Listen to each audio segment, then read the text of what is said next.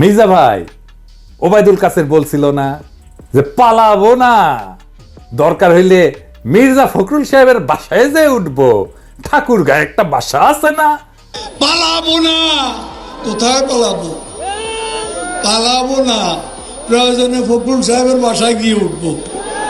কি জায়গা দেবেন? না হলে ঠাকুর গায়ের বাড়ি আছে, ওই বাড়িতে গিয়ে উঠবো। আমার ধারণা ওই কাউয়া কাদের কাউয়া কাউয়া ও কাউয়া সাউন্ড দেন, মনে হয়েছে কাউয়ার সাউন্ড দেন। হ্যাঁ, আরো জোরে দেন। হয়েছে।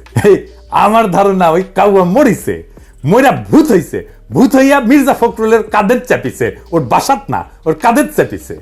মির্জা ফখরুল আর এক কাউয়া হচ্ছে। ফাইনালি বিএনপি বলি, আপনারা তো ক্ষমতা নেবেন তাই না, ক্ষমতা যাবেন সে আশাত আছেন।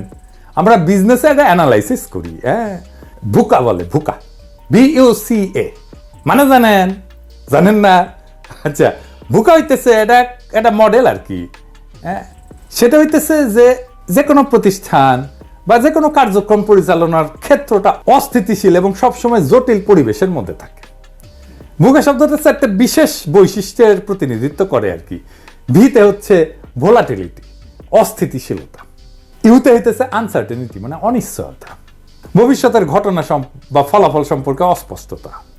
সিতে হচ্ছে কমপ্লেক্সিটি মানে জটিলতা, আমরা তো জানি। আর এতে হচ্ছে অ্যাম্বিগুইটি।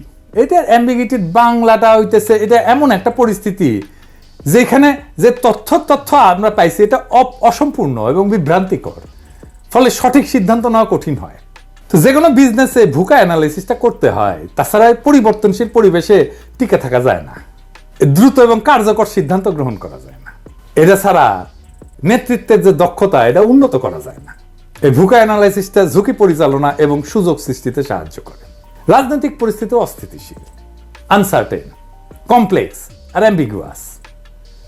দুনিয়ার কখন কোথায় কি ঘটে যাবে আর আপনার ক্ষমতায় যাওয়ার স্বপ্ন দূরে সরে যাবে।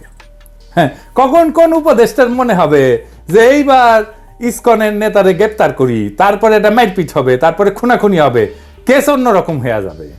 আমি অনেক আগে থেকে বলতেছি প্রফেসর ইউনূসের সরকার ফেল করার রাস্তায় হাঁটতেছে, বলি না?